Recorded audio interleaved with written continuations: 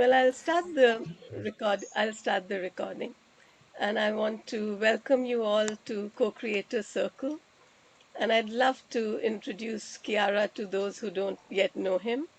Kiara describes himself as an avid science researcher.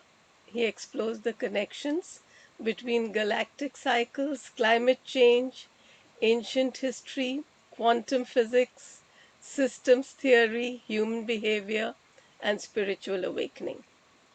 And if all of this seems that it's all just out in the universe, I can tell you he's also very grounded and is very much in touch with what's happening in the world today. And as an outcome of extensive research, he has come to the firm conviction that we stand collectively at the brink of a quantum evolutionary leap beyond our wildest dreams. So I'm really excited in seeing how you're going to be helping us to visualize with you and take the leap. Over Mm. to you, Kiara. Thank you, Meenakshi. And thank you, all of you, for joining us today in this co creation. So, I just feel like being here on this earth at this time. It's such a privilege, such a joy. Uh, and to be consciously present at this particular time in her evolution. There's so much going on so many levels, visibly and invisibly. Um, it's just, I feel just touched, ecstatic, and awed by what's going on. And so that's part of what I'd like to share from some of the perspectives that I've been exploring, and delighted to hear from all of you. Whatever um, responses come, whatever you've been feeling inside yourself, your own visions and dreams for what's to come. Primarily, I see that everything can be seen in terms of cycles. So, we think in terms of linear history, that time goes like an arrow in one direction. And that's when we are connected with the linear aspect of our mind. And that's a very tiny slice of reality.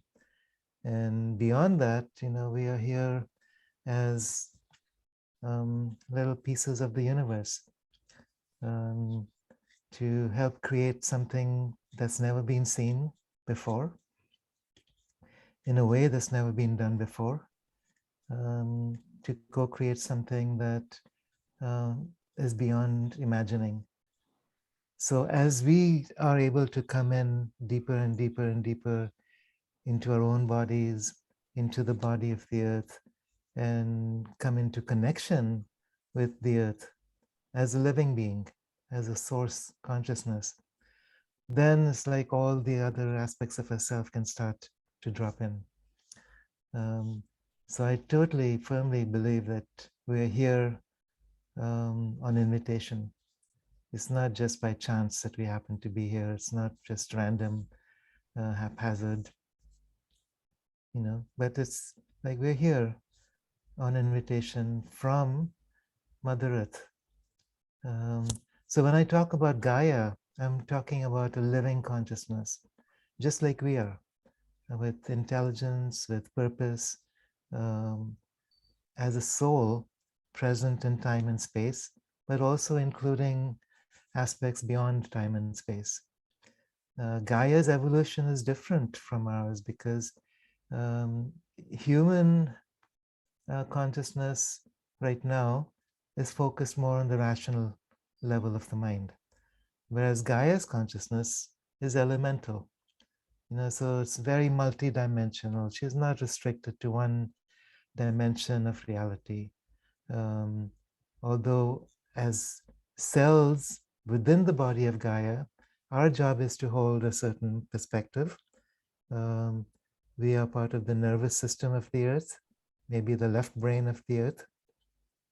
And so we have a role to play.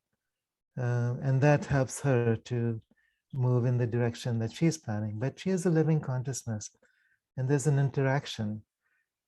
So Western civilization, actually, all of civilization today as we know it, has grown to experience ourselves as separate from the earth, separate from each other.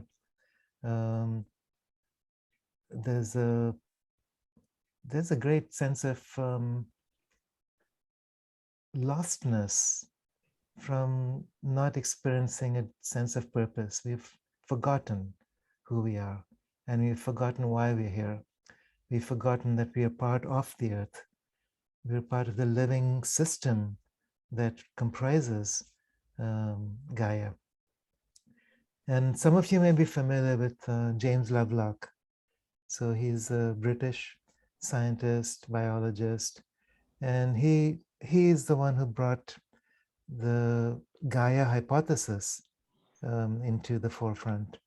And what he means by this is that just like we, as human beings, um, are a multiplicity of different systems that are organized together.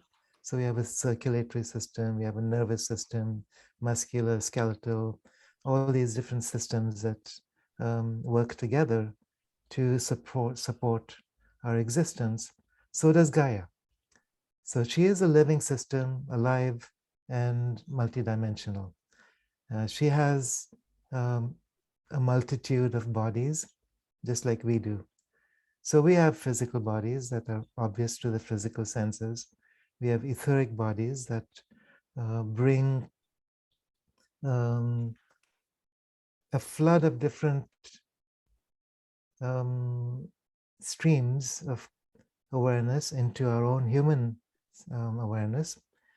And we have mental, emotional, causal bodies, and Gaia does too. So, it's a mistake to think of her simply as a physical body of rock and soil, and then these species running around on top of her. It's so much more than that. And indigenous people everywhere, as you're all aware of, understood this. And because they understood this, they were able to relate to the earth in a different way, as part of the earth, interdimensionally, able to connect with the life force that runs through her body. So the rivers and the streams, the oceans and the lakes become part of the circulatory system of the earth, analogous to our own circulatory system. Um, so every system that we um, support in the human body are also analogous to systems within the earth. Every species has a role to play. Um, so even if species have become extinct, they still have a role to play because they still exist within the etheric body in the Akashic records. So part of what we're here is to reconnect with all the species that have ever lived on this earth. If not on a physical level, on astral, etheric levels, because it's not complete without everything being simultaneously present. As the nervous system of the earth, we have a very special role to play. Unfortunately, we've forgotten what that role is, and we've stepped into a kind of hierarchical model where we've trampled upon the earth, we've destroyed the earth, we've, acted out of balance, and that's affecting the evolution of this planet.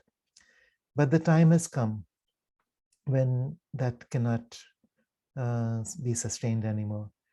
So, this particular time, as we are transitioning between ages, between the Piscean age and the Aquarian age, between evolutionary cycles of different lengths. There's a 400-year cycle, there's a 2,000-year cycle, there's a 12,000-year cycle, and the Milankovitch cycles that govern ice ages and so on. There's galactic cycles where galactic energies from the center of a galaxy move through the entire Milky Way and touch the evolution of every solar system. There's solar cycles, there's a geomagnetic cycle. So there's so many different cycles that are converging right now as we shift from one world age to the other. And our role here is to play a co-creative part, um, not simply as invading organisms that have become a cancer on the face of the earth, but as co-creators in her evolution. So the more conscious we become, the more embodied we are, the more we can play that role. So what I'd like to do is maybe say a little bit about what these cycles are, where we're going, and who we are. Because if we can remember who we are in a multidimensional being, then we can bring ourselves here totally present with Gaia as part of this evolutionary journey. And that's what excites me more than anything else. It's like, yeah, we're here on such, we have so much to do on a scale that we can hardly imagine. Most of us have learned to feel separate and powerless. We feel like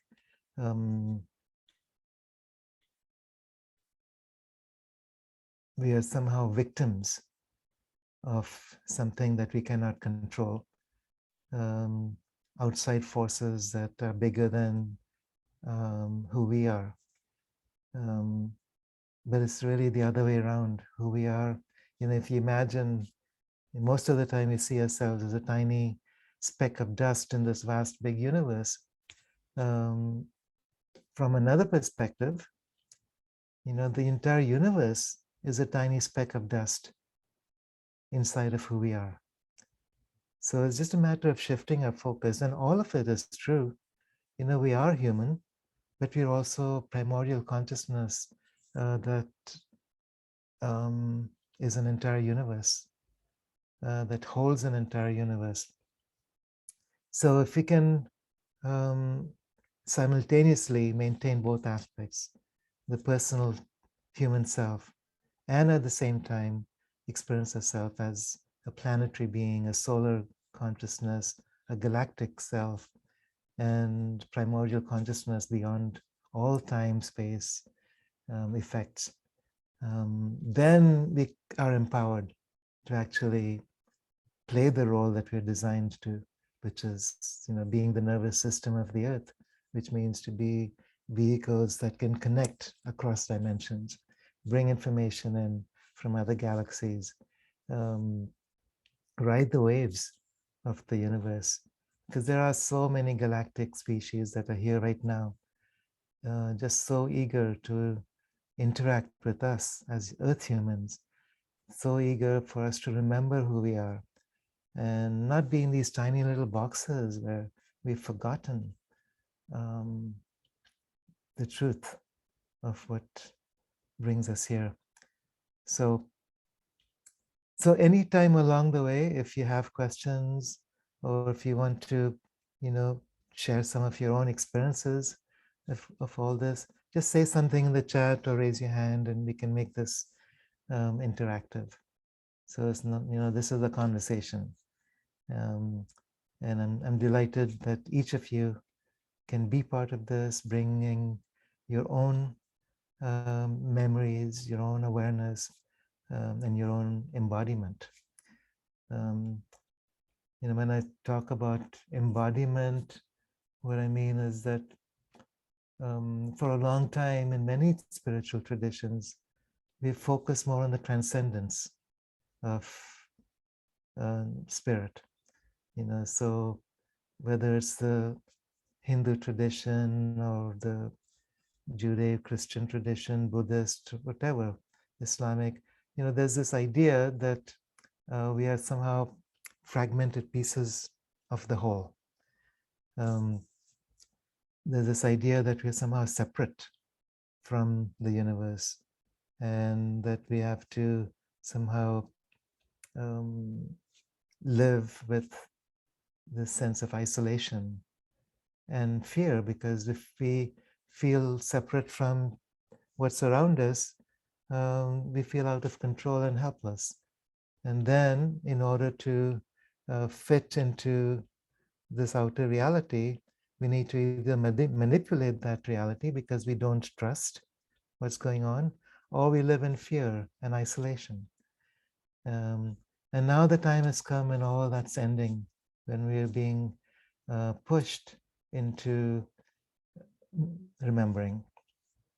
And this is necessary if we are to evolve to the next stage. Some of you may be familiar with the teachings of Sri Aurobindo and the Mother. How many of you are familiar with them? Okay, yeah, Meenakshi. So um, their teaching is primarily to do with collective evolution. Yes, personal evolution is part of it, but it's not just who we are individually as embodiments of the divine. It's really about an evolutionary journey that's much bigger than the personal self. Um, so what they say is that humanity is on a journey. We've been through many stages of evolution already. The first stage were more instinctive in nature. Then at the current level, we're focused more on the mind, rationality, reason, discrimination, the left brain functions. The next phase, which isn't here yet, but is slowly coming into manifestation, is the divine human, where the center of identity is not the mind, it's not our sense of personality based on memory, it's the soul. So it's a soul memory that spans many, many lifetimes, many, many dimensions from across the universe. So it's not just relegated to one planet in one solar system, one dimension of reality. The soul is so multidimensional. And if we start remembering that, as we start remembering that, then it opens up doorways. This is our next collective evolution as a species. And it's not just about spiritual awakening on a personal level, it's a collective awakening on a biological level. So, in other words, once we step into this new evolution, every single child that's born into this dimensional reality comes in with that full awareness, with those memories, with that DNA intact and active. And the next evolution is as different from our current evolution as our current evolution is different from what's preceded us. So Sri Aurobindo and the Mother talk about what this next evolution is about, what this divine human is about. And then even beyond that, this next evolution is going on right now. We're going through a transitional period. And I'll say more about this because this is very soon. It's not, hundreds of years in the future. It's happening right now. And we can participate in this. That's what makes this so exciting. And then beyond this, there's what they call the Gnostic human or the supramental human, where that embodiment has taken place so deeply that our physical bodies are imbued with this divine consciousness, that source awareness. So we can directly travel in time and space just like consciousness does. There's no separation in time, there's no separation in space. And we have identified with limitation to such an extent that we feel like we are trapped in one place, in one time, in one life, in one dimension, in one corner of the galaxy. And all that's about to change. So many of the galactic families that are here now, they're multidimensional. We can access them, we can see them, we can interact with them as we open up to that space within ourselves. So as we become more and more fifth dimensional, as we begin to remember who we are, as we begin to activate our DNA to its highest potential, then we step into that Gnostic human consciousness, where, like some of the ascended masters today, we can simply move in time and space instantly like that. We can feed our bodies directly on prana. We don't need to be nourished on food or external um, sources of light. Everything is inside. We working with inner technologies rather than the um, technologies that are so consuming of natural resources. So this is the next evolution, and if this was the final evolution, um, Gaia is in trouble, but we're not. Because humans are still in process of evolving further, and Gaia recognizes this. She is here to support us, like any mother. She's here to support us in this transition to the next species. She's here to support her own evolution in terms of um, something new that's emerging, that's not been seen before. Um, so that's a preamble. So this is like the context for something that we can explore further. And if any of you have specific questions, please, list them so we can focus on that also. So I first began to explore the teachings of Sri Aurobindo and the mother. The mother was a French woman who settled in Pondicherry, became a spiritual partner for Sri Aurobindo. And their whole work was about bringing this consciousness, divine consciousness. They referred to this as supramental. And there's many, many levels of the mind beyond the rational mind. And the super mind is the highest of these. But bringing that through all the different bodies, the mental, the emotional, the etheric, and then finally into the physical body. And then through the physical body into the body of the earth. So this is a process of embodiment. And in 1956 was the first time, according to the mother, that this supramental force could be actually embodied within the consciousness of Gaia. And what that means essentially is that the supramental energy or supramental force is not fragmented in the way we imagine it. So, when we think of energy, there's limits to it. But the supramental force is not limited. When it's anchored in one body or through one body, it's connected with the entire planet. This is what quantum reality is. You understand the fractal nature, the holographic nature of all things, including matter. Matter is not separate from energy. Energy is not separate from consciousness. So when this supramental force enters into the body of the earth, it becomes available to all life, all evolution. And Gaia can then use that to consciously evolve further. So far, evolution has been a little bit haphazard. It's taken millions of years to get to a certain point. But now, because Gaia has chosen to include the human species as co-creators. I mean, this is such a huge gift that we are given to be co-creators in this next cycle of evolution. And what that means is that we can then also begin to anchor the supramental force through our own bodies to allow a deepening of this force in the body of the earth and speeding up the process of evolution.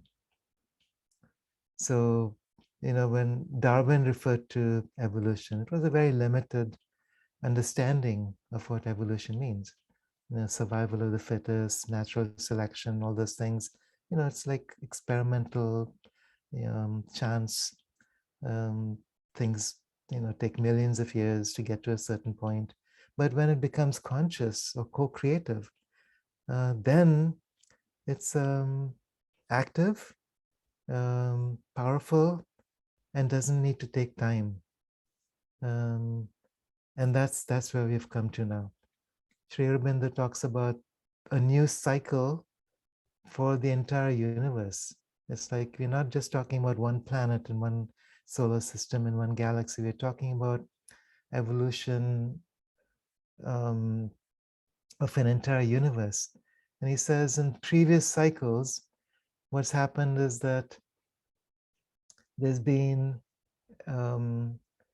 evolution and then devolution. There's been creation and then destruction. And when we go through these cycles right now, for instance, we have, on a human level, we have the potential to evolve further.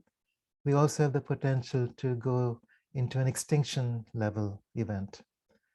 But when the supramental force gets anchored more deeply, as it's happening, the possibility of destruction or the possibility of de-evolution vanishes. So then there's a continual spiral of forward movement. And we are in that movement now. So in previous ages, you've heard about the yugas, right? So you have 4 yugas, the Satya Yuga, which is the age of light, moving down into the Kali Yuga, which is an age of darkness. And it's a continual cycle, back and forth, light and dark. But now it's like it's time to move forward from light to light. Yes. I saw that Danae had raised her hand. Maybe she wants to say something. Yes, Danae? Oh, there's a message. I see it. Yeah. Can you speak to the biological experience of what you're describing? You're describing it beautifully, and I know so many of us on this call are active leaders and teachers in our own version of what you're talking about. And I've rarely heard anyone discuss biologically, when we're talking about grounding that in the embodiment, biologically as a species, what are we looking at in terms of a transformation of our functioning? How does it actually look biologically, if you know? Wow, beautiful. Yes.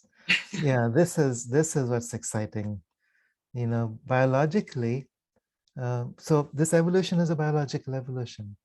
And you're all familiar with Bruce Lipton when he talks about the biology of belief. And our belief systems, our conditioning, create certain configurations within our DNA. And then we get trapped within those subconscious configurations and limitations.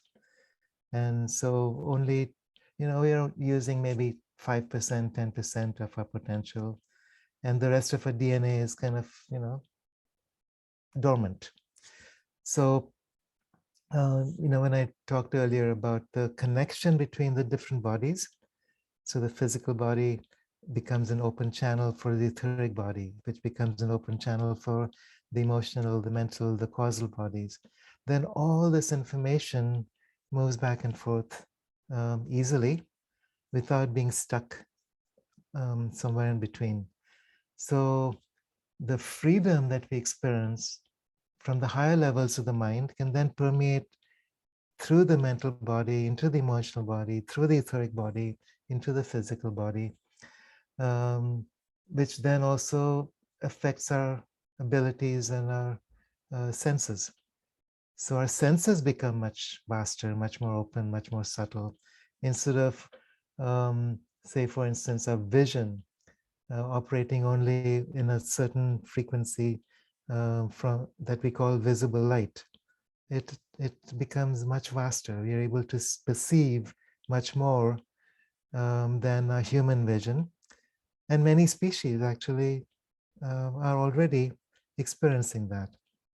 The same thing with our sense of hearing. So rather than just being, able to hear from 20 to 20,000 cycles per second, we get into much wider range. You look through the eyes of a butterfly, and it's a completely different world. You look through the eyes of a dog or an eagle or an ant or a caterpillar, it's a completely different world. So this is what shamans understand very well. They can actually place themselves into the body and consciousness of another species and experience the world very differently, looking very different. The sense of time changes. Humans have a sense of linear time, which becomes very limited in certain ways because Gaia is not on Earth time. Gaia has her own cycles, which are multidimensional. And when we learn how to operate in that way, um, our need for food, for instance, vanishes because we're able to connect directly with the forces of light coming in through the etheric body. So our subtle bodies become open. So the nadis, the meridians, the kundalini channels are so open that we can dance with life directly. We can receive sustenance and nourishment from everything around us, from the sun, from the wind, from the stars, from communion with each other. Um, just being in a forest, receiving those vibrational elements, the elements of earth and fire, wind and water, and specifically plasma or ether, because this is where we go into quantum reality. The plasma is basically ionic particles. So once we enter that consciousness, that's the gateway where matter and energy dance together into the field of a single consciousness. So what happens then if you enter into that subatomic reality, and it's not just existing on a micro level anymore, this is a macro reality. And just like an atom moving from or an electron moving from one shell to the next instantaneously, there's no break in between. So we can move our bodies instantaneously from one location in time space to another. So if you want to be, in Hawaii in this moment, you're there. If you want to come to Goa and experience the sun and sand and warmth, you're there. It just takes intention and you're there. If you want to go to Venus or the Pleiades, you're there. And this is actually literally how many galactic species are able to travel already. So it's nothing new. It's just that for Earth humans, because of the density of this particular dimension at this specific time in our history, because of our current evolution, we have created these self-imposed limits. So that's what I mean by a biological change. So it's a biological evolution. The next species, it's not just going to be a few people. Yes, there's a few people who are like the pioneers who open up the door. But then everybody who follows, from the moment they come into birth, have that capability. And even birth itself, and the mother says that in the next species, we will not need to be born in the way that we're born right now. We simply decide, okay, I want to be on this planet, and we show up there, we materialize. Or I'm tired of being on this planet, I want to go to Mars, and you're there. The truth is that this technology already exists, as you all know. The secret space program, they know how to send people out through these portals to other planet systems or even other star systems. It's just that, it's been manipulated and used for less than positive uses, but that's changing. But everything that has ever taken place before, is in potential available to all of us collectively. So that's what makes this exciting. Yeah, you hear all these stories about masters and ascended beings who are able to do all these fancy things and manifest palaces from nothing, who don't need food and live in mountaintops and don't suffer from cold and heat and all that stuff. And it's like, we look at them as stories. But what if you and I have that capacity inside us, but because we haven't turned on that DNA, because it's still dormant, we don't remember. How many of you have seen that movie Lucy? Anyone? Yeah, okay. So so in this movie, this woman, and I won't go into the whole story, but she learns how to activate dormant aspects of her DNA. And then suddenly it's like from 5%, 10%, and then 20%, 30%, and all the things that start to happen as she activates more and more of this DNA. So, from feeling really helpless and unworthy, suddenly she's feeling really confident and powerful. And then she has the capacity to access any information she needs directly from the Akashic worlds. Then she learns to link herself up energetically with realities around her, to transcend the limitations of the mind, eventually to become one with everything. And you see that, in the movie, it's like step by step.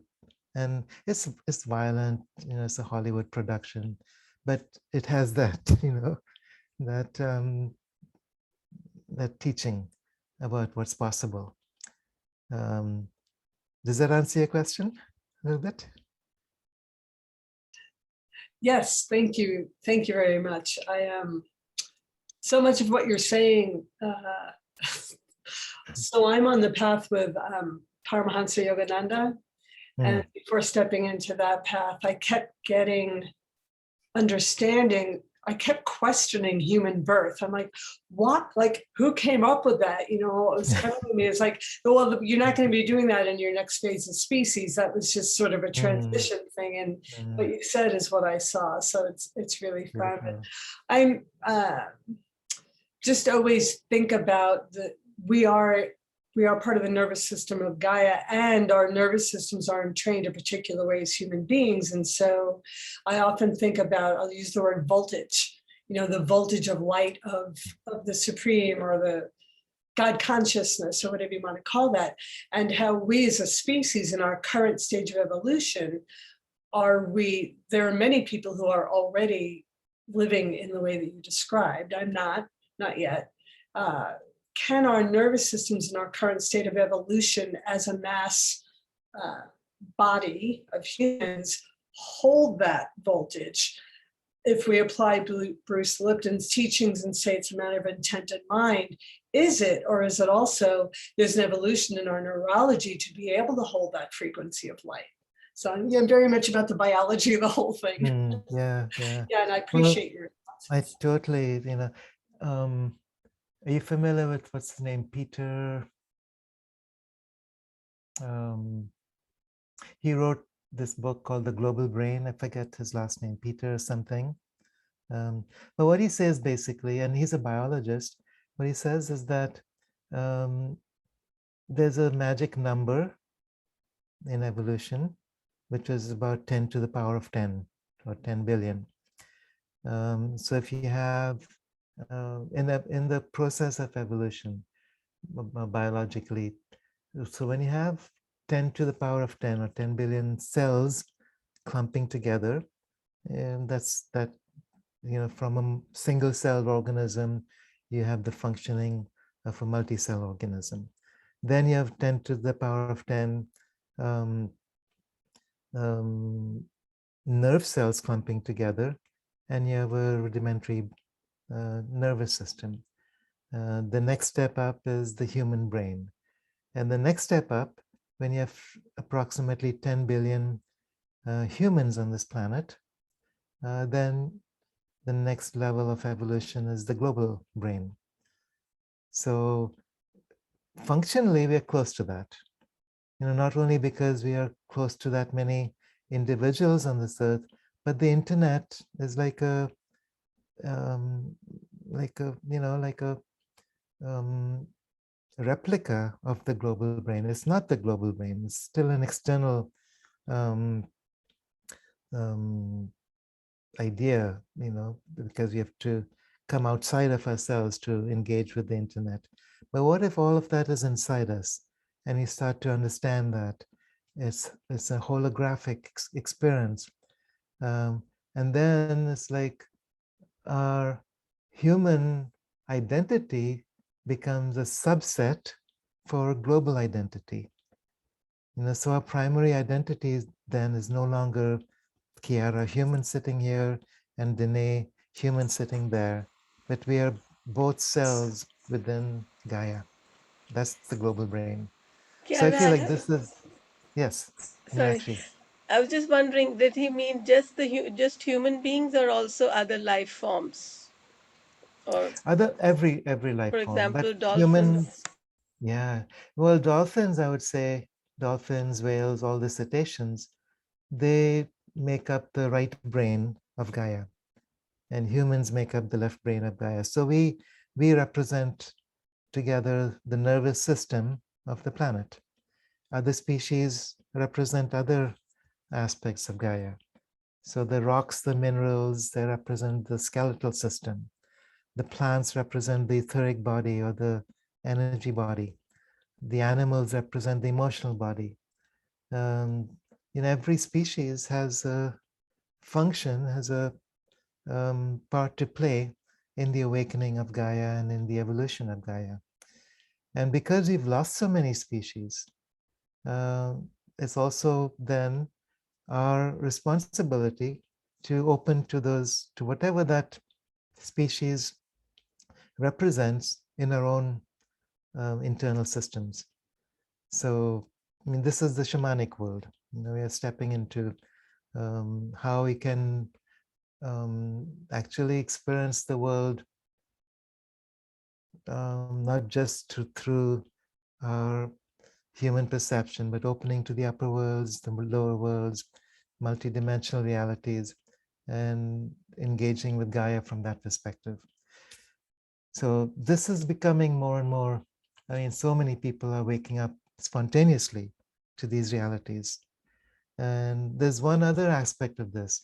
So I spoke about, the fact that we are very, very close now to a collective shift as we move from one age to another age. What is the trigger for this? One of the triggers um, is what scientists call a geomagnetic reversal. It's different from a pole shift. When people talk about a pole shift, they're really talking about a geographical pole shift. But here we're talking about the magnetic poles, and it's already shifting. So if you look at the direction of the north and south polarity, the North Pole has started to move more towards Siberia. The South Pole is starting to move in this opposite direction. So it's not like a directly opposite. South is not opposite north anymore. They're both moving in different directions, somewhere towards Bali. Um, so when the poles reach a certain point, so it's like when the North Pole reaches 40 degrees latitude, then the magnetic field of the Earth starts to collapse very, very rapidly. It's already happening. In the last 200 years, the magnetic field has collapsed maybe 20% of its original field strength.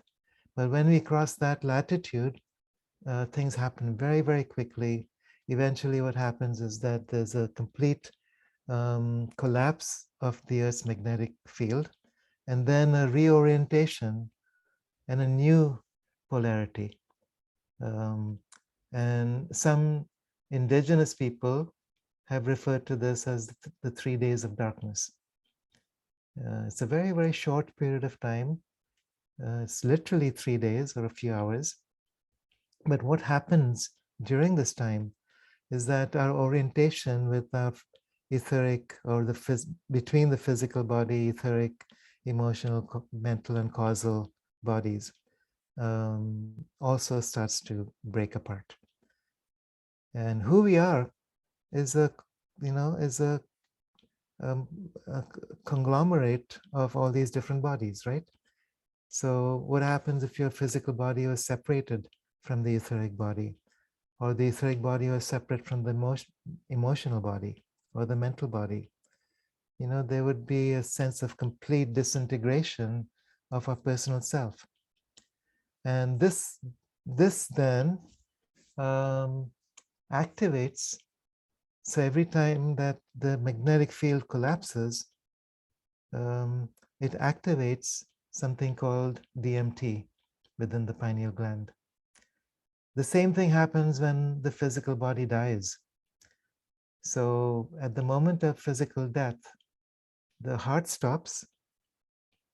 The heart is the physical center for the Merkaba, which is the geometry which connects all these bodies together. And when the heart stops, the Merkaba breaks down, and that activates pineal gland, DMT, and that then becomes a doorway through which the soul disconnects with the physical and etheric body and moves out into the mental and emotional bodies, which we call the astral bodies, and then finally into the causal body, which is the realm of the soul. So this is a natural movement. So imagine what happens when the collective magnetic field of the earth collapses. It means that for all of us, collectively, we enter this moment of time where our personal identity dissolves, where we drop our sense of personal self, and we actually enter a state of coma, literally, where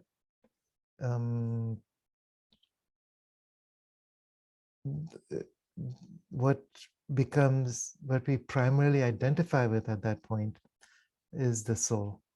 It's like that's the moment of embodiment where soul consciousness can reconnect beyond this matrix that we understand today. So in that moment of magnetic reversal, our current matrix dissolves and the soul matrix begins to take its place. I don't think it's possible for us to really imagine what that would look like from a current level of consciousness. I think that that is imaginable, that I have not just imagined, I have experienced that a number of times. And I've experienced with other souls who are at a level of complete awareness. And coming together, it was almost like we were both hit with something. And that was almost a small example of what will happen on a large scale. Right. And looking at each other and going, and there was so much more, but it's the same sort of thing that if we have reached a certain state, we can sense that and see that, because we are not from here. We are from another space. I mean, it's only my feeling. Yeah. Beautiful. I mean, and imagine if every single human is able to activate their DMT at the same time. It's like everyone on ayahuasca. So it's like, how many of you have had experiences with plant medicines or psychedelics? Okay. Yeah. So imagine, and what happens when you're connecting with those shamanic realms is that your identity is no longer limited to the personal self, you begin to experience all of that outside of you as part of you. There's no inside and outside. There's no separation. And then imagine if that becomes the experience of every single human being on this earth. Many will not be able to hold that in their physical body, which means there's some that might leave the body, and that's okay. They just come back in a different incarnation where they can be more present in the, bring more of themselves into the physical form. But those who remain and those who can hold that higher self as part of their personal reality, then we become the midwives for the next evolution of Gaia. Why you'll see suddenly Danae and me laughing a little louder is because on every new moon we have a midwives for Gaia. Danae had that Ah, vision a few, maybe a year back, that we need to have this regular sessions, midwives for Gaia. Oh, great. Great. Well, there's a couple other, Rainbow. Hi. So I really resonate with everything that you say, and part of lots of different groups, and I hold shamanic space myself, and but I'm also a single mum and a scholar, and the challenge for me really, we talked before about transcendence, this idea of spiritual bypassing, and a lot of spiritual narcissism in the West, where we're starved of indigenous community, we're starved of family and friends and a culture, a close community around us, a tribe that understand the same as we do, that have the same perceptions as we do, that have learned all this. And so, there's so many imminent problems, and I find that, like the recent scholarship emerging in the fourth wave of feminism is talking about the difference between male and female bodies and how females experience spirituality as imminence. It's not some transcendental reality. It's actually a deep connection with Gaia. And becoming a mother really amplified my sense of imminent concern, for the global crisis that we're going through right now. And we talk about, dolphins and the other species, but did you know that there's only 4% of the biomass that are actually wild animals left on the planet, 30% humans, and the rest is agriculturally farmed animals? So there's so many problems and so much ignorance to these truths. How do we make this more embodied, not just as an individual with a spiritual quest, or as a shamaness, or as a teacher? How do we make this a lived reality? I have a lot of clients who work with me to integrate the teachings from psychedelic realms, and it's really grounded stuff, like working on the wounds of their inner child, whether rejecting love, or how they can bring in more of these multidimensional realities, like communicate with the female lineages that are there to care for them, because we're so missing on this, like, good mother archetype in society, especially in the West, with this deep patriarchy, dominator culture, politicians that we don't trust. We've also got so many wounds, and these figures of, like, children not getting breastfed, like, past 6 months. 1% of children in the UK get breastfed past 6 months, and we pacify the kids now, not just with bottles and dummies, but with technology. So as a mother, I try and radically ritualize my son's life and then embed in him these ideas that he is a spirit, he is a multidimensional being, and we work with herbal medicine, crystals, we work with the fae in the woods when we go walking. But I feel like I'm privileged because I've got a lot of education in these things and a lot of experience. There's a lot of my friends who are spiritual mums who have no idea, and their kids are just literally watching TV all day because the mums are so overwhelmed with so much stuff to do, with hardly any money, like shamed in society, like mothers and children are really on the outside. So it's great to sit in circles like this and talk about the potential and wonder about what's going to happen on this planet over the next couple of 100 years. But what about right now? What about the next decade? Have you got any reflections on that? I know we can start to really work with the children, the toddlers, the babies right now on this planet to really bed this stuff in, because I notice a lot of scholars are talking about reforming education, making education more transpersonal, integrating spiritual theses into, really young kids in the schools. But my son's two, only two, and he hasn't been to any of these educational institutions yet. So much is on me as mother. So much is on me as mother, and there's no support, no resources, nothing. So how do we make it more grounded now? How do we really start to serve now, wherever we're at as our development?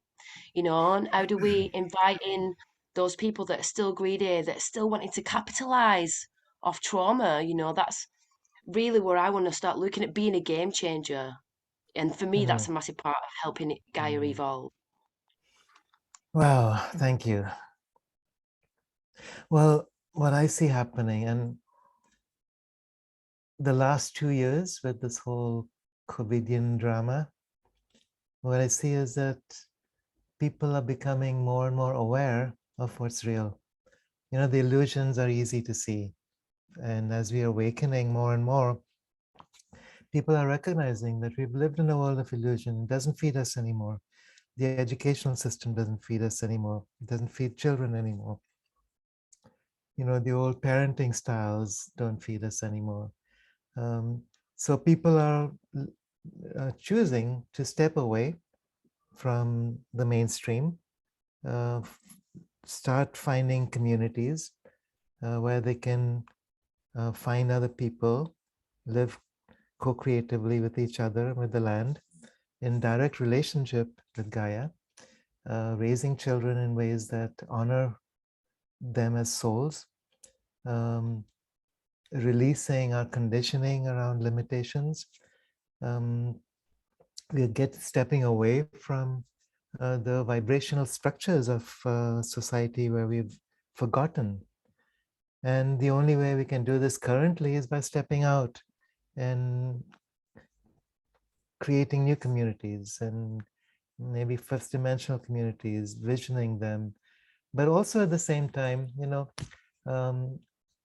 learning the distinction between truth and falsehood. For many people, they haven't learned to distinguish. It's like our sense of discernment is such that we buy everything we're told. And with this whole COVIDian crisis, I think one thing that's happening is we are recognizing that we need to look deeper within ourselves to find truth. And then once that starts happening, then what does it mean to live that truth? So as a mother, you have certain, responsibilities to your children. As humans, we have a certain responsibility to the earth and other species. What does that mean? We are addicted to certain technologies which consume rather than replenish the earth. What does that mean? What replaces that?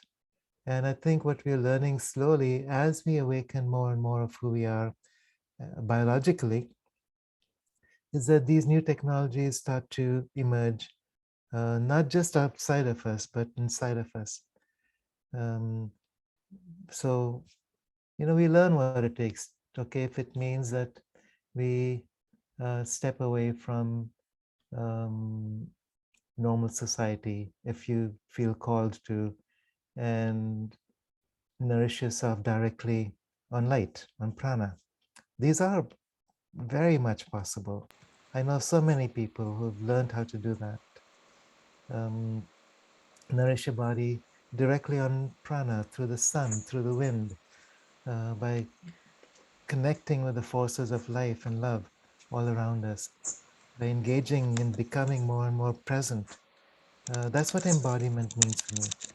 And this is also what so many visionaries have seen as part of the next human evolution. So if we can just envision it, even that is helping to anchor it slowly. And it's never at this stage going to be everybody coming on the same page and going off grid, or learning to respect the earth or each other in the way that we can envision with them from a soul perspective. but it's not necessary. It takes a very few people. As long as it's, you've heard of David Hawkins and the scale of consciousness. It's, on that scale, if the average consciousness is somewhere like 200 on the scale, 0 to 1000, all it takes is a few people vibrating at 300 to start to counteract those who are stuck on separatist consciousness. And the higher up you go on the scale, you're able to affect, there's like a ripple effect that goes out collectively. And you start changing things because of something that you are awakening to inside yourself. So, it's going to be a struggle at first, Rainbow. And I know many of us are struggling with, the last 2 years have been so crazy for so many people. And a lot of it has been painful. It's like you see the madness all around. And you know that it's madness, you know that it's illusion. And you see so many people caught up in that. Like this one psychologist that, what's his name? Dieter somebody, can't think of his name, Detmar somebody. But he talks about what mass formation psychosis. And when people are lonely enough and people are fearful enough, they'll buy anything they're told. And then, the herd will follow that. And there's a few of us, maybe 30% of the global population, that's stepping away from that mass formation. And we become the pioneers. And we follow the heart, we follow the soul, we follow an inner vision that beats to a different rhythm. And slowly that builds up. So this time is not easy, but if we can hold the big picture, I think what's happening is that more and more embodiment is taking place. And it's not something that can be explained through the rational mind. If you try and do that, then it's too easy to get into a place of hopelessness or fear. But if we can let go of that need to understand everything and just follow that inner knowing, something is changing. Look what's happening in the UK right now. It's all those restrictions and lockdowns and mandates. They're gone so suddenly because we've crossed that threshold of the critical mass. And now that's happening all over the world. It's like dominoes falling. What's happening in Canada, what's happening in a dozen countries in Europe. And by the end of, this month, or next month, I think that whole drama will be over. And what happens next? Those who've been able to touch a higher vision, a higher state of embodiment, will find that everything that they need to do is provided. They'll know where to go. There's a new system of guidance that is being activated, where we find each other without trying to. It just happens. We are told where to go and what to do, not from a place of mind, but from a place of soul. And it just happens. So far, because we've been so conditioned by the rational mind, we found that it's really difficult to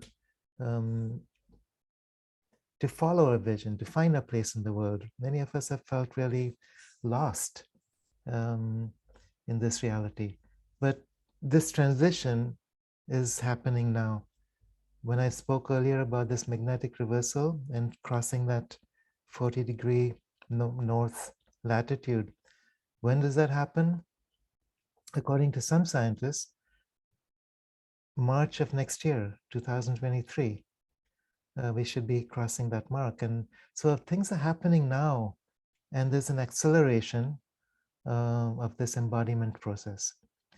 So this time period is transitional, and we're learning to be alchemists, and this is how it's happening.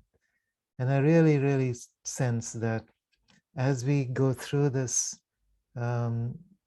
moment of crisis, every time there's a crisis, it's a gateway to the next level of evolution. And evolution doesn't happen without a crisis. I mean, that's part of how nature works. So this crisis is what we've been experiencing now. But for Gaia, it's not a crisis, it's a doorway. And we are the midwives through this doorway. And each of us will have a different part to play in this awakening. And trusting ourselves, trusting each other, trusting Gaia is what it takes. And too many of us have been locked into fear. Too many of us have gone into mistrust and a sense of hopelessness. And that's changing. You know, I see this changing so quickly. And for me, that's important to, you know, what some of these visionaries have been seeing and what all of us are experiencing in our dreams and our, you know, higher visions. That there is a purpose, there is a movement, and there is an end to the current system. There is a new species emerging, and is biologically different from anything we've known so far. It's directly connected. We are directly connected to soul consciousness. We are, in fact, soul consciousness. And then once we are guided from that level of being, from that center of identity, things can change so quickly. It's like anything we imagine, anything we can vision becomes real immediately. You know, so we're not locked in time. So, you know, we have to use words to express this. But I think for many of us, it's not just an idea, it's a felt sense. It's a knowing. It's a deep knowing and resonance that we're experiencing in each other, in ourselves, on the earth. And so times like this, when we're able to connect with each other and share this vision, there's like an awakening of something inside us that we can feel. Yeah. Kiara, because I remember you'd said you wanted this to be also, you've been asking us to interact, and I'm sensing a lot that the wise mothers in this group want to share, because Rainbow Goddess, what you asked really, I think has you know, it's sort of tuned something in each of our hearts. Some of us have got children and grandchildren, and and I love what Kiara has shared so far. You know, about. Do you feel that your question is answered? Do the mothers here feel that they have said what they wanted to say in the chat, or would you all like to say something else? And if you would, I think we could give each one maybe 2 minutes, so that because then we can continue. Because Absolutely. for me, the focus really is like in the scholarship, just for example, because there's so many fingers that I've got in all different pies around this. But what's emerging now is that motherhood is in crisis. Motherhood is a spiritual crisis at the moment. And there's just emerging is this idea that motherhood is a spiritual emergency. So mothers go through this massive vision quest of birthing a new child onto this planet, and they feel all of this intuitive way, but there's because they're not in a village, you know, and we're not doing it around with our communities around us. We're doing it all on our own. There's so much demand that we can't tend to our babies, and so mother guilt is becoming a pathology now in women, and the figures are so far-reaching because no one's really getting hold of it yet. It's all to do with clinical agencies, not spiritual schools of thought yet. That's just emerging now. but it ranges from 14% to 75% having a pathology ranging from slight guilt all the way up to maternal suicide. And so we've recently invented a law, the Preventing Maternal Deaths Act, and women aren't just killing themselves, they're also killing the children. And so if we are to really help everything evolve and align with these truths and support Gaia, for me, it's all about supporting the mothers and bringing them back into the center again and realizing that sleep deprivation isn't just a form of torture, it's like psychosis, and that woman's dealing with that daily, sometimes for years. Like, my son's 2 now, and he still hasn't slept through the night. And sometimes I literally want to pull my skin off. And so then am I going to get up at 6 o'clock in the morning and do a puja to White Tara and pray? Am I heck? I'm just going to have a day like pulling my hair out. So it's another day of evolution wasted. And then because I'm so spiritually aligned, feeling the guilt and the pressure of that as well to mother society, not just mother my son, but mother society. So like, you've got all these people like yourself who aren't mothers. You know, have you noticed Krishna, Jesus, none of them were women. You don't get any gurus that are like mums of children giving all this because we're doing the mothering. Well, So to like, interrupt you, change not that meaning to story. interrupt you, Rainbow Goddess, but then let's hear from some of them who are here in this circle right now, if you would like to. We can maybe give each one, a few minutes to speak if you want. Then, Kiara, I does this understand seem what you would like? totally. And Okay. misunderstood, not just guilt, misunderstood. Okay. Dene wanted to say something. Is that okay, Kiara? Oh, please, yeah. Yeah. No, this is exactly what It's well, is needed now. so I'll keep it as brief as I can. So first of all, I bow at your feet and I honor you, Rainbow Goddess, because I understand. I was a single mom. I did that. I went through it, and there were days I didn't think I was going to make it. Right, and that sitting in the corner in fetal position, crying and pulling your hair out, is so very primitive for us to allow ourselves without judgment to have that experience, because that's the guilt and anguish passing through. But it isn't who you are. And I know that you know that. What Spirit kept telling me was, you are the foundation of pure love, and all the emotionality that's moving is real and vivid for you in the feminine. Your job is to anchor that pure beingness in yourself all the time, and don't limit yourself. So what I had to learn to do was take the experience that it sounds like you're having. I'm a woman, I'm a mother, I'm overwhelmed, I'm a single provider, I've got clients, I've got a kid, I'm not sleeping, all of it, and turn it over and make it, I am the creator of the reality that I live in. I'm done with that. And I had to reach deep into my bones and deep into the galactic heart of Gaia, pull that into my body and completely turn around the experience I was having, and created groups of women in my position with common age children who were all experiencing the same tremendous ego death. And together as the feminine, we anchored and grounded into form in our lived experience, a tribe and a village, whether we did it virtually or in person. I had both. And we made sure that we pulled in the collective power of us as divine feminine in a literal, tangible, practical way. So we all got nourished and we all got fed and we all got held, and so did our kids. And what ended up happening was those little beings that have come in, you know this, he chose you on purpose. You know, there's he could have chosen some unconscious, still asleep, whatever woman in a story who wasn't awake yet. You're totally awake. You're plugged in. You're a leader. You're a teacher. He chose you. And I'm just being passionate right now. He's bringing his mastery to you. He's actually your teacher. You know all this already. But for you to stand and mirror to him, I've got you and I've got me and we're doing this, and pull out of the personality suffering of the single mama, which seems impossible to do. It seems impossible. It's very convincing. You can do it. You have the capacity to do it and to generate a circle of women and toddlers around you that mirror that mastery that you have. This is my strongest feeling as I watch you and see you and hear you. It's like, no, you're unstoppable. I understand your anguish and your pain. Don't believe it. Experience it, let it pass through you. Don't let that limit you. You are so much more than that. And that's beautiful, Danae, Mm. and Rainbow Goddess, because my child is now, 30.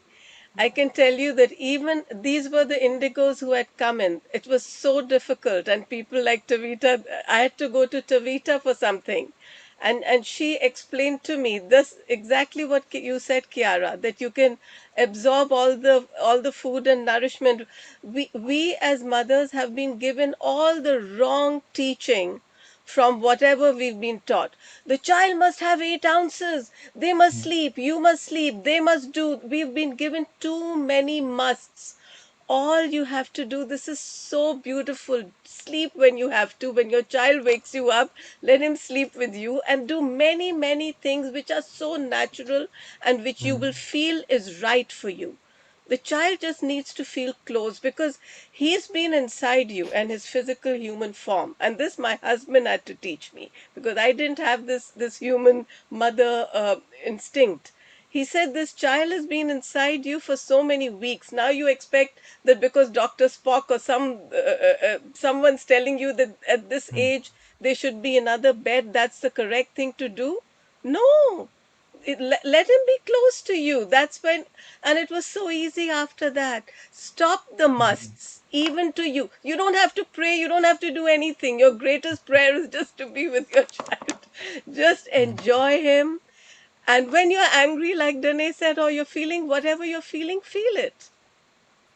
And I can tell you today, my children, they've been raised up with me, everyone telling me I don't know how to raise children, I don't know how to be strict. I would never let them go to school if they didn't want to. I let them do whatever they wanted. And my children are successful human beings. They're in their 20s and 30s, and they think I'm the best mother in the world when I hardly did anything. I just let them be. Mm. Beautiful, beautiful. Wow, wow. You're happy now. White Feather wanted to Wow, say something. yeah. White Feather, go ahead. I know that Kiara may not be able to see all of us, but you're muted right now. Okay. My daughter was not a baby daughter, a baby person. And God put me there. I was living in Colorado and my mom had surgery and then she said she was pregnant. So I was put there and I took care of him for his first 2.5 years. And I slept with him on my chest. He had to be bounced all the time. I started doing infant massage and that changed him instantly. So if you can get a hold of the tape of them doing infant massage, because there's a certain way to do it. He was not born through the canal. He was cesarean. So he didn't get his left and right brain through the canal hooked. Mm.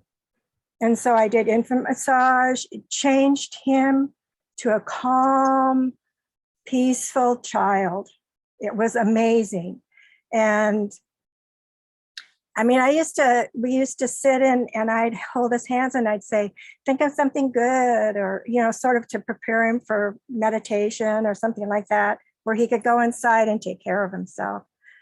And I just can't say enough about how much it changed him. The infant massage is so important, especially if they were cesarean and didn't get that through the canal. But they need to be touched and loved and caressed, and they don't have to be on a schedule.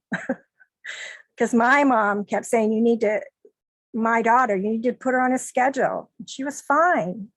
They're fine without having to be on a schedule.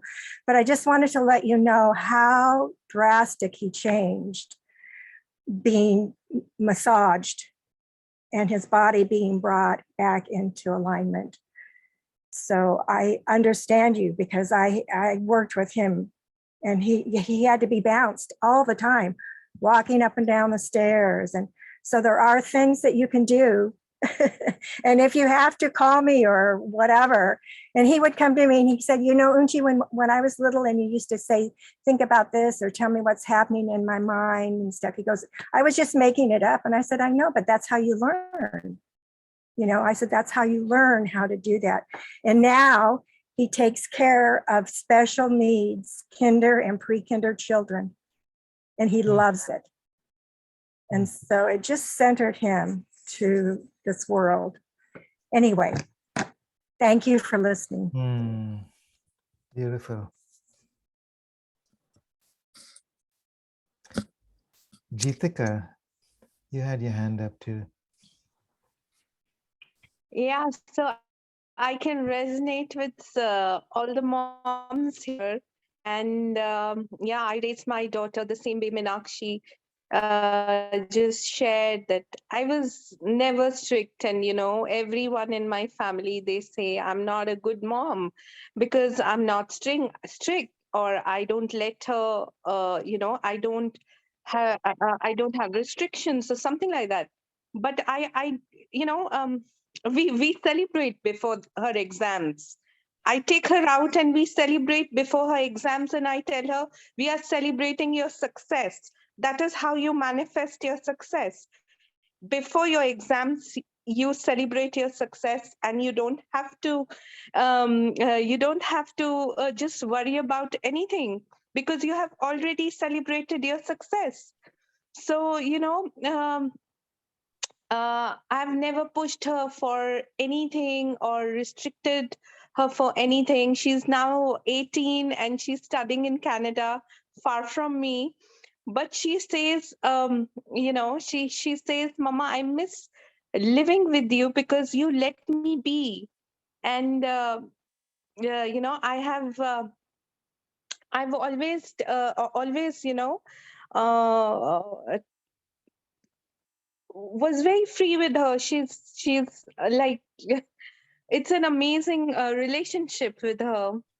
And I have all my I read somewhere in a parenting book that when a child is born, it's the parents' learning time starts. So, you know, I took everything as my learning, because my emotions were getting triggered with anything, or my anger, or I got impatient, or I got restless. They were all my emotions which were triggered. So it was my learning time. I had to learn that was not something which I have to make her learn. Yeah, that's all. Thank you. Thank you. Yeah. Vivian. I am sorry. I kept searching, but I couldn't figure out how to raise my hand except to do this. So thank you all. You have shared some really wonderful stories. And so I just wanted to share a couple of things. In my early 30s, which is a long time ago, I read a book, Emmanuel, by a soul who was channeled by Pat Rodegast.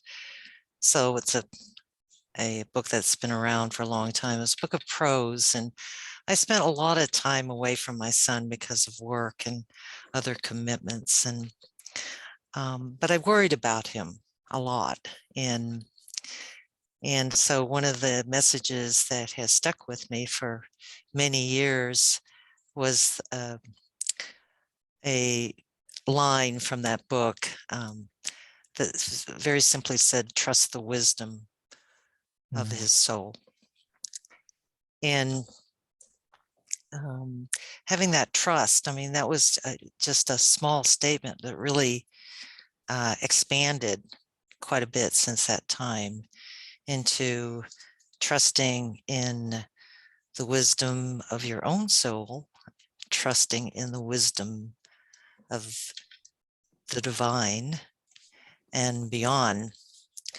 And that has served me well in raising my child, who's now a grown man, quite independent and doing well. And like all of you, I'm very proud of my son. So that's one thing I wanted to share. The other thing is that we are given challenges, whether we can see this or not. We're given challenges. And the challenges are to help raise our consciousness, or, whatever. There are a variety of purposes for this.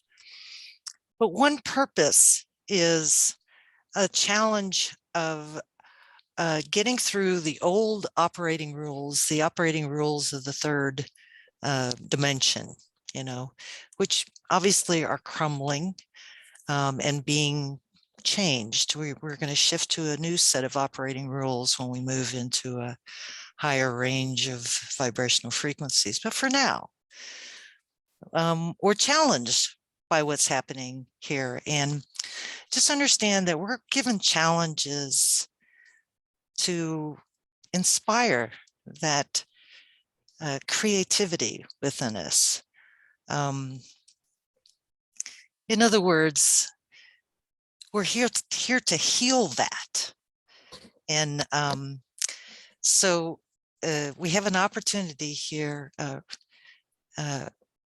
to not focus necessarily on what's wrong, but just for the sake of observing how the old operating rules are, but to kind of shift our attention to how can we heal this? How can we replace it or transform it to something that is more aligned with the energy that I'm carrying, or the energy, higher vibrational frequency of where we're going to next.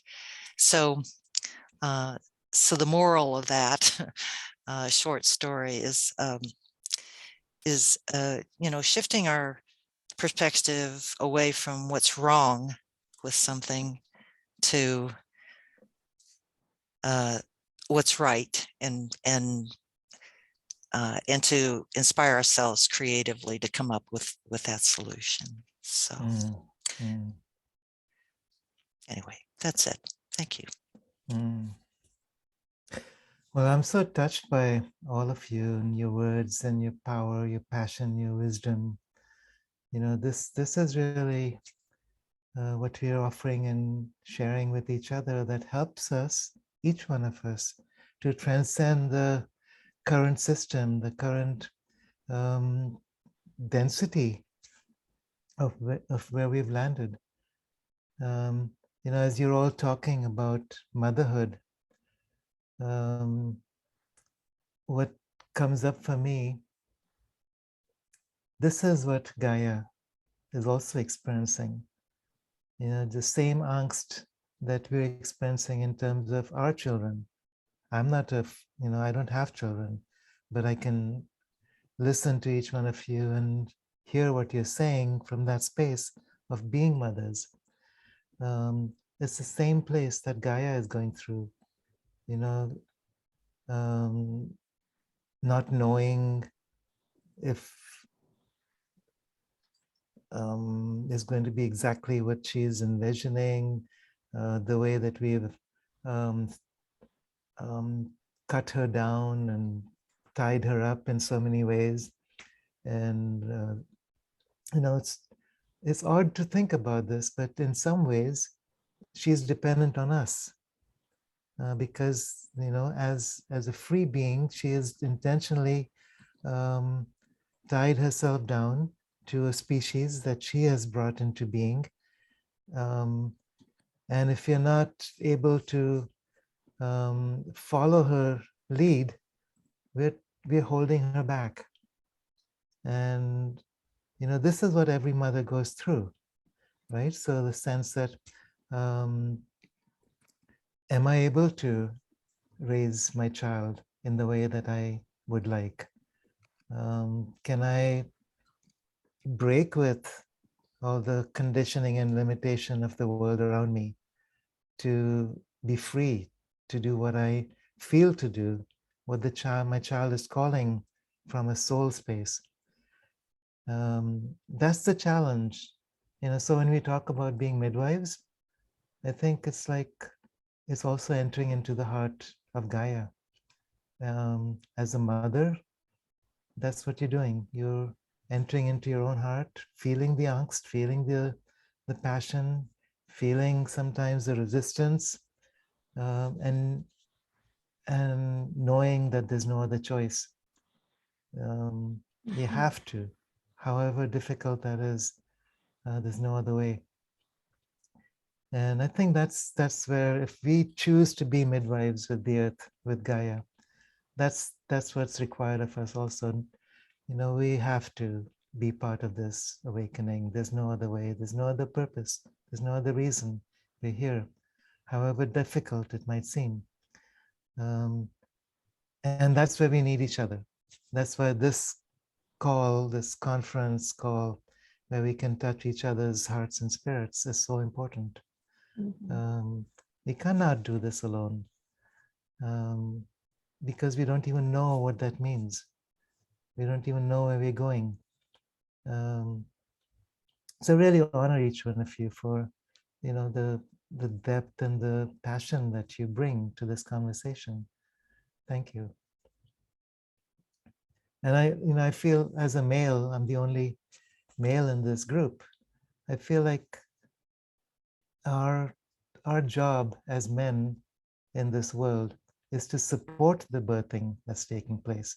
We cannot be mothers directly, but we can be midwives supporting those who are mothers to go where we need to go.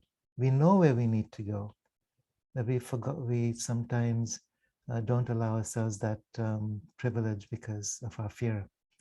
So as protectors, as warriors, our job as men is to hold space, so that all of us together can be midwives. And the mothers know the way. You have the power within you. You look at a mountain lion, and how they are able to protect the young, no matter what. Any species knows how to do that. It means being totally, absolutely selfless and learning what that means, and then supporting, encouraging each other. So thank you for, encouraging each other to do that. Thank you for being so honest with what that means for you. This is what it takes. Thank you. Yeah, Kiara, that's what I was going to ask you, because in all our co-creator circles and in all different circles, meditation, so many things that we have, we see so many women waking up and being a part, forming that community. And like you said, one man. So often there's one man, or sometimes, of course, no women. Like whenever I have a circle, I never call it a women's circle, but very often it is a women's circle. Of course, all of us have got our divine masculine and feminine. I wonder whether there's anything about that you want to share about the genders. Uh, because one of the feelings that I had once, so I'm just running it with you, is that each of us is actually, we've only known two genders, and now we are saying many other genders in the world. We've only called ourselves men and women. But many of us have never really felt as if we're just the typical man or the typical woman, I don't think most people are typical, actually. I think all of us are in a percentage where gender is concerned. Do you have any feelings about that as Gaia is evolving? I think even of Gaia as actually genderless as much as the soul. That's my feeling. Yeah, I know it's like, if we identify with ourselves as human, then we tend to identify with man, woman, gender roles. But if you go beyond that human identification, those roles fall away. I don't see myself as a man. I don't see myself even as a human. What am I? Presence, embodiment of presence.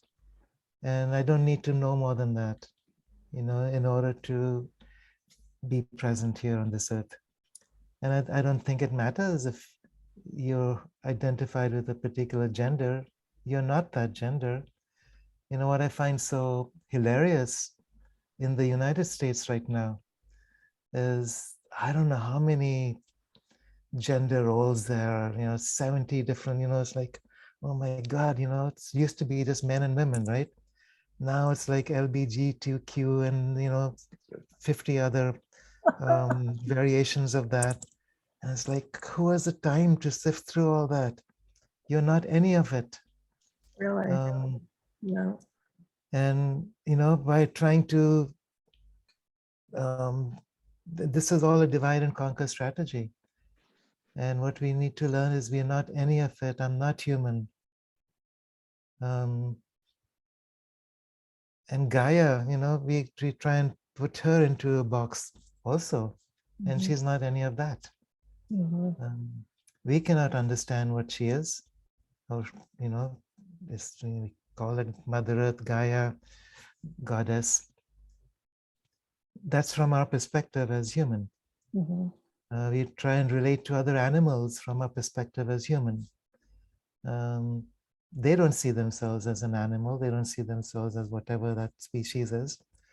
I had the privilege of spending a lot of time with dolphins in different parts of the world. And what I got very quickly is that they don't perceive themselves as dolphins. They just are. And it's when I could drop my human identity that I could actually begin to communicate with them. And that's what we call to, you know, dropping the identities, dropping the roles, then identifying with presence. And that presence, when we can identify with that, is always sufficient, no matter what the challenges we're given.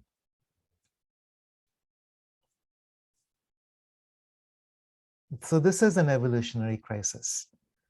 It's not a social, political, educational, whatever, you know, systems we pretend are outside of us. This is an evolutionary crisis.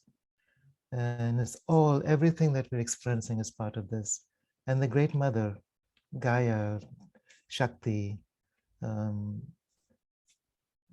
it's all, you know, an aspect of this. And one thing about the Vedic tradition, which I like, you know, when they talk about Shiva and Shakti, masculine, divine feminine, they're not separate from each other. You cannot have one without the other. They're part, you know, they're two faces of the same coin. So even the attempt to create gender identity is a mistake. So I think what's happening more and more is like we're letting go of these outer identities and roles and finding our passion and our power. And that's what I hear from the group.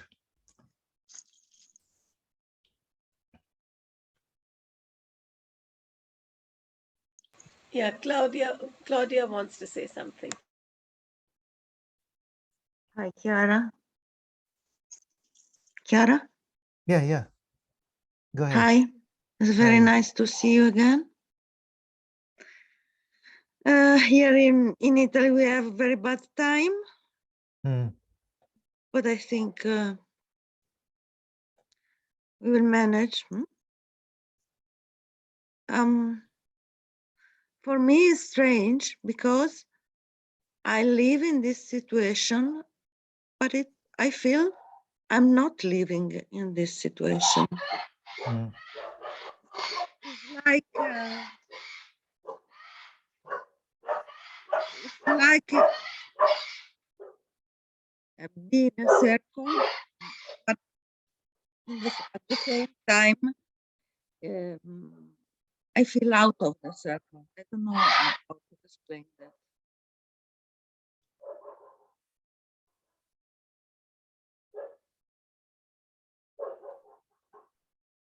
Can you get what I'm meaning? We You couldn't feel hear in you the in the circle and middle. yet out. Sorry? Okay, now it's easier to hear you. There was a point where your voice was fading. So you're saying you feel in the circle and yet out of the circle, and that's that feels Yes, disconnected and I know I confusing. am in this situation. Yeah. But the sensation is not to be in the situation, you know? because for me it's like a dream. It's like a dream. I feel that is not real, you know, like to be in two different dimensions. So you're talking about the lockdowns and all the COVID vaccine, Yeah, all the situation, you mandates and know. all that. Yeah. The people here is like something like out of mind, you know. And I don't know, and I don't know. Sometimes it's difficult, sometimes it's okay. Yeah. Can I share a perspective with you? Yeah. About all this, what's happening in the last 2 years? Astrologically speaking, this moment in time, the last 2-3 years, is like a reflection of what was going on in 1914, leading up to the First World War. The 2 wars that we went through in the last century were times of extreme crisis on the one hand, but also very powerful awakenings. It's like things that had been buried so deep in the collective unconscious were being forced up to the surface. And that's necessary, even though it's painful. So right now, this is a repeat of that cycle, but in a much more gentle and graceful way, even though it feels really crazy and stupid. What it's doing is bringing up things to the surface that need to be seen so we can wake up. So Sri Aurobindo talked about the supramental descent, which is this unified light entering into the heart of matter. But he said this would be followed by what he called supramental catastrophe. What that means is if there's a force of harmonization that's present. So even though there's oppositions, even though there's chaos, it's not as bad as it would have been without this force of harmonization. That's part of this evolution.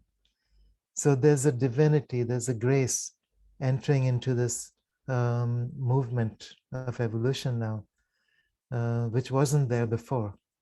So imagine we could have been in World War III right now. That was an option. That there is a timeline where we would be, where we could be half destroyed in a nuclear war, or where there could be massive earthquakes and volcanic activity and earth changes, where it's not just a few thousand or 100,000 people who are dying or suffering, but an entire planet being destroyed. That's not happening. So that perspective sometimes can be important. So even though there's what appears to be really crazy, mad, and dismal, if we know that this could have been much worse, it gives us a sense of balance. And then we can find our hope again. And then we can find our purpose again. And we need to hold on to that in order to gracefully allow ourselves to be part of Gaia's evolution. Tree has asked a question in the chat. I was just Go thinking ahead. that the eighth fire, it just sounds like you're familiar with that? The 7 fires of the Native Americans, and we're in the eighth fire now, and then we're at that choice. Is that basically what you're saying? Say more about that. I'm not very. So what is this eighth fire? I'd have to, it'd probably be easier if I just read something about it or send something. Okay, sure, sure.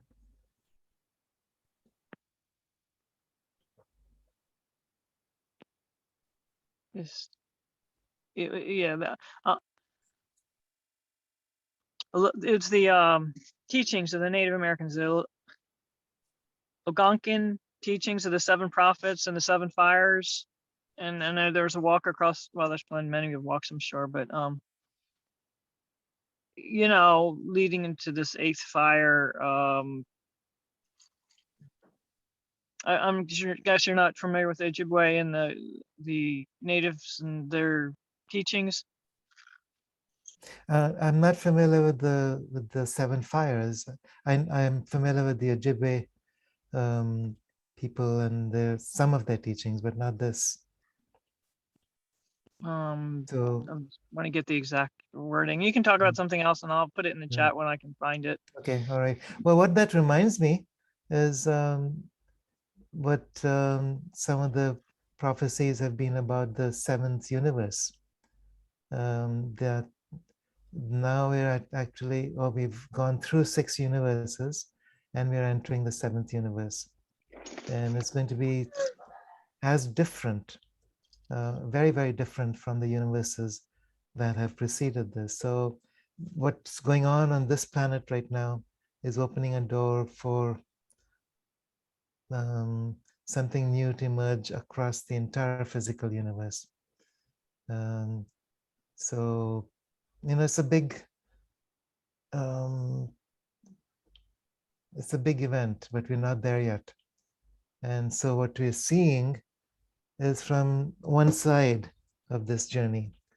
And we don't get to actually see the full picture until we are on the other side. And that's why sometimes we feel a little bit lost. And that's part of what happens, you know, the caterpillar feels lost as it goes into the cocoon because it doesn't see what's on the other side. Once we get through the cocooning, then we recognize, oh yeah, we had to go through this. Now we know why. Now we know, you know, why we're here.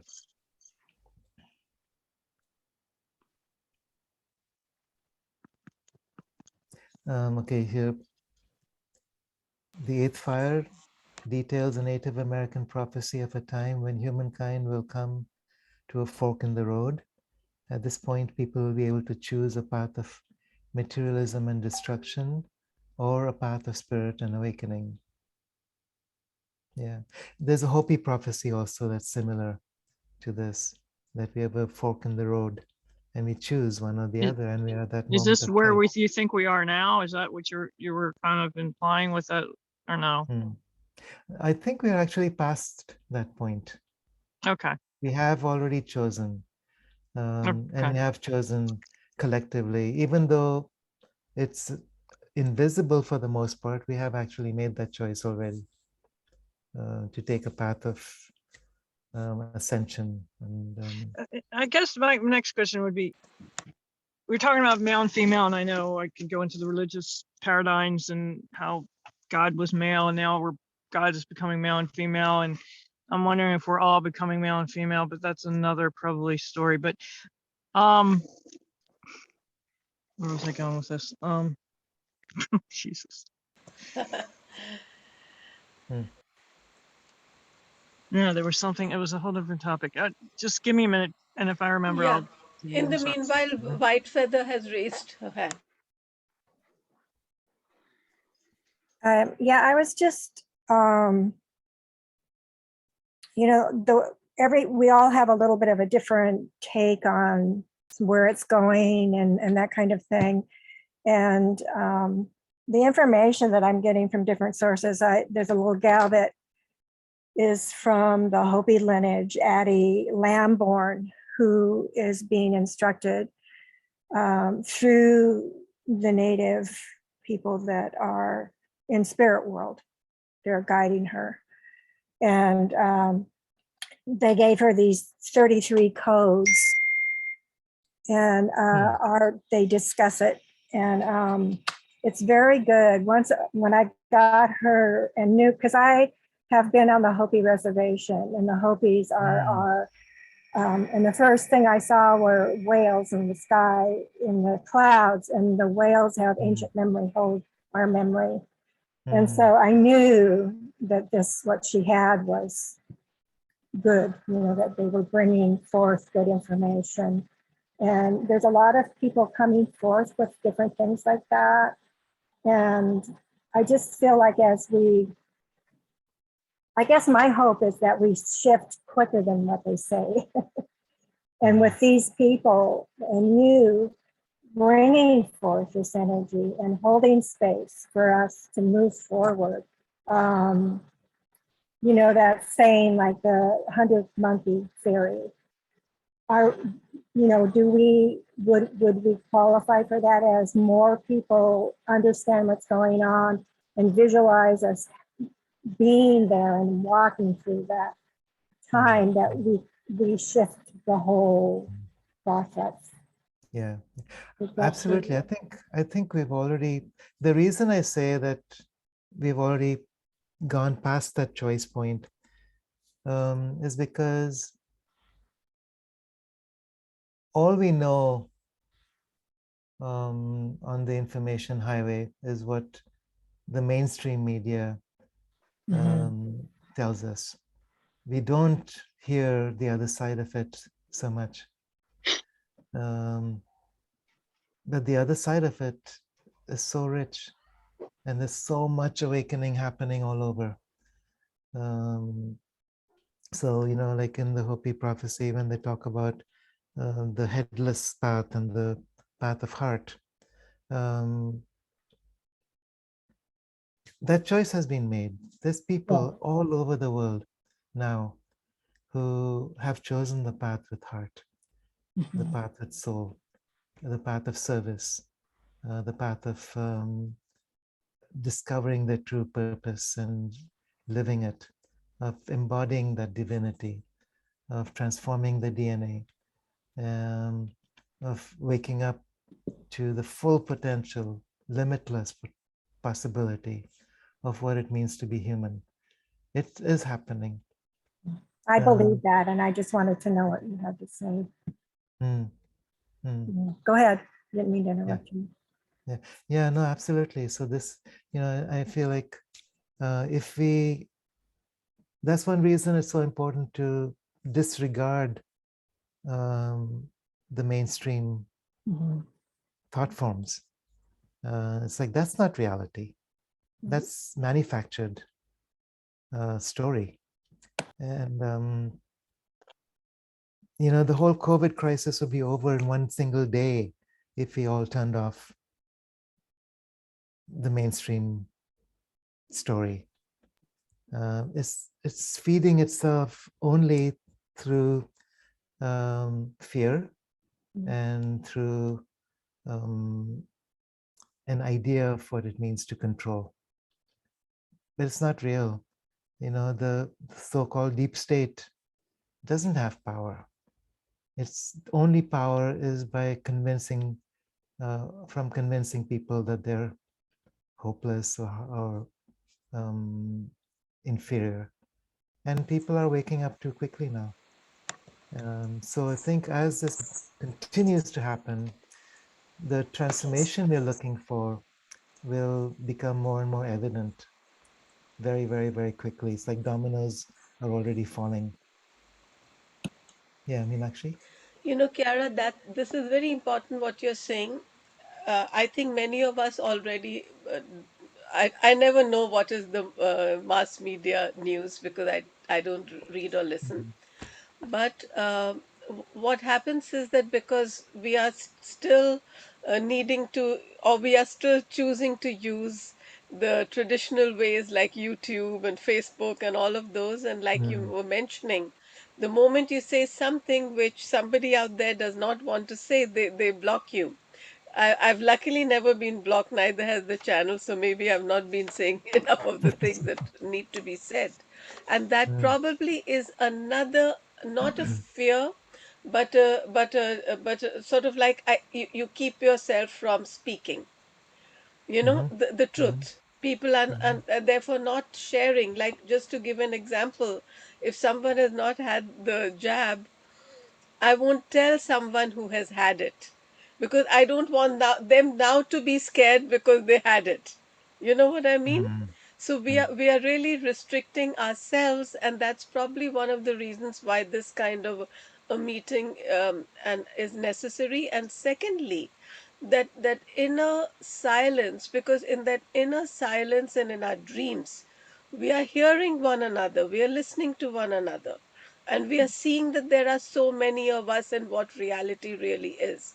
That consciousness is there, but it's right now below the surface.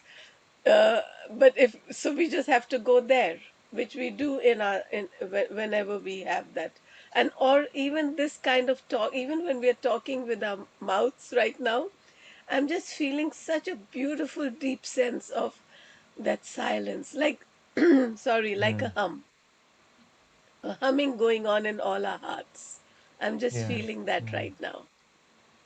I'm so Yeah. grateful to what you have brought here, Kiara, and to Oh, it's such everyone a who is here. resonance. Yeah, beautiful. I remember my other question, if you still have a second. Are you ready? Yes. We had talked a lot about Mother Earth and how things are affecting her and et cetera and all. I would also like to know your perspective from the Father Sky perspective. Yeah. So from the Vedic tradition, there's Shiva Shakti, Father Sky, Mother Earth, masculine, feminine. And their understanding is that Shiva is stillness, Shakti is the dance of creation. So the dance can take place only if there's a center of stillness to support it. So to me, it's also the polarity, the dance of creation in this dimension, which is about electrical and magnetic forces. So instead of, Father Sky, Mother Earth, if we substitute electrical forces and magnetic forces, there's a different kind of polarity there. It's not so anthroposophic. As soon as you talk about mother and father, it's like it's a projection of our human ideas. But if we can talk about electrical and magnetic forces, we recognize that our bodies are designed to hold both forces. So part of embodiment is to recognize that we are both. We are Father Sky, we are Mother Earth, and we relate to both directly here and now. So I am not one or the other. I'm not relating to one or the other, and one cannot exist without the other. So Great Spirit, by definition, is the one spirit that moves through all things and is the spirit that is all things. So primordial consciousness, if we define that as that stillness, that Great Spirit, Father Sky, manifests in this beautiful dance of life. That's the goddess, that's Shakti. But one cannot exist without the other. In the Christian tradition, it's like we have come to divide things up too much. And so this whole thing of Father, Mother, God, it's almost like there's two different gods, two different deities. But it's not really about that. Mother includes Father, Father includes Mother, because magnetic and electrical go together in this dimension. So, plasma, from a physics perspective, plasma is the stuff of life. Plasma is 99%, 99.999% of matter is plasma. It's ionic, ionized matter. And that then, when it's anchored into a magnetic field is what creates universes and galaxies and planets and life systems. So it's like how electrical forces and magnetic forces interact is the dance of creation. So it's just qualities. So the mother expresses qualities such as beauty, such as diversity, multiplicity, whereas the father is the stillness which anchors the power of the goddess in this dance of creation.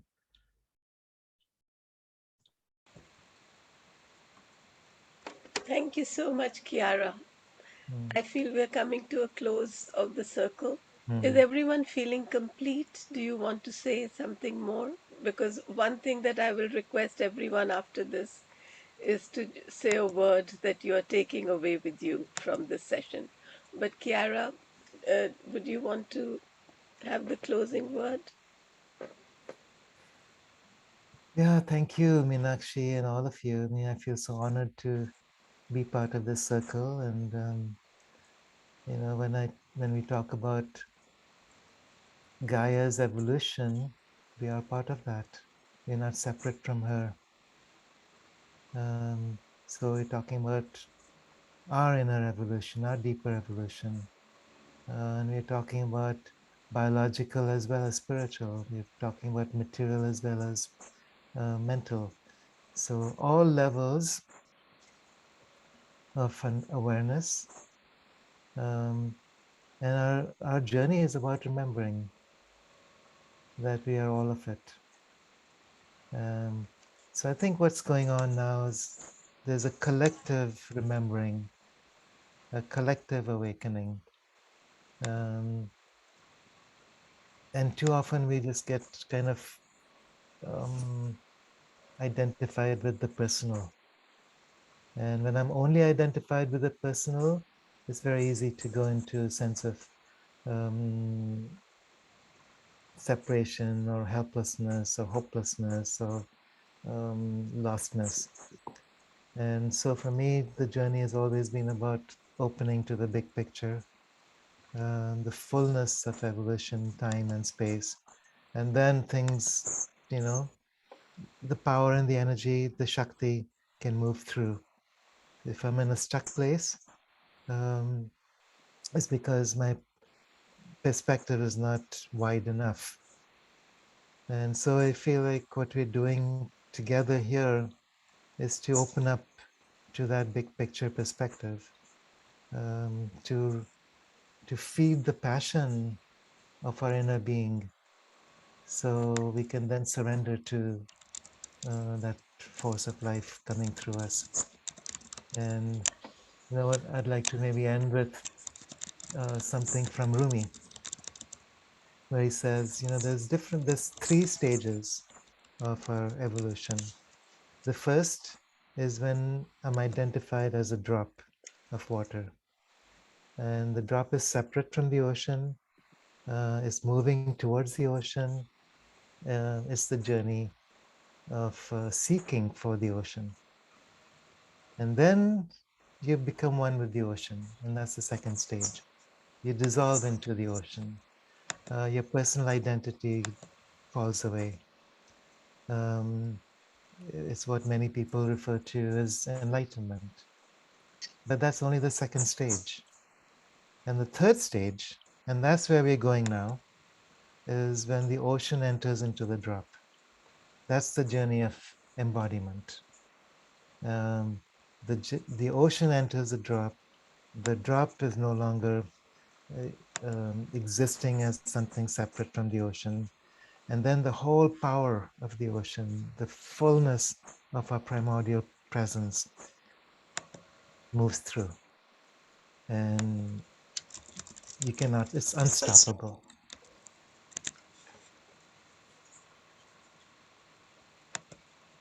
We are unstoppable.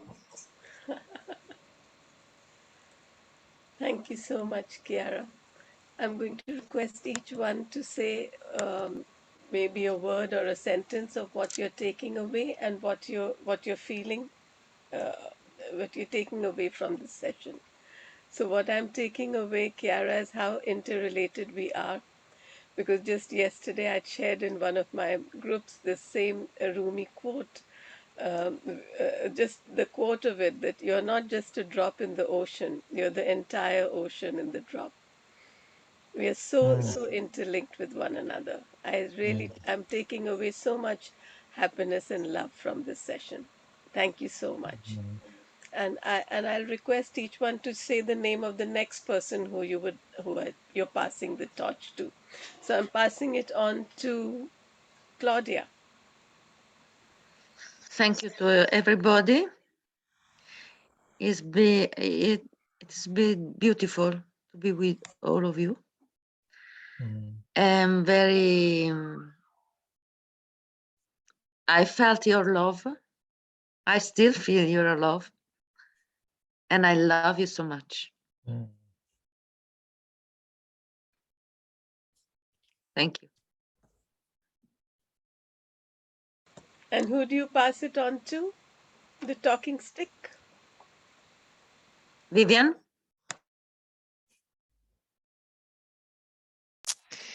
Thank you, Claudia. My takeaway is that I am just filled with all of the sharing and all the love. And so there's just a deep sense of gratitude to all of you. So thank you, Kiara and Meenakshi, for facilitating, and for all of you. Thank you for allowing me to share this energy with you and sharing your presence and energy with me. It's been wonderful. Thank you.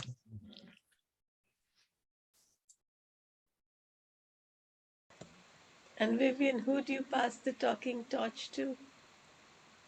Sorry, I knew that. I pass this to White Feather. Thank you. My word is love and community, and I just am so grateful.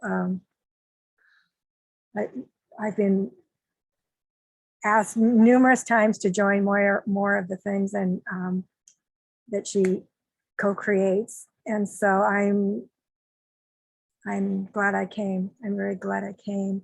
Thank you for your love and your wisdom that each give, and it'll get me through my week, and I appreciate it so much. Thank you. Great. Oh, Right. what's her name? Tree? Her name? What is? Not Nami Tree.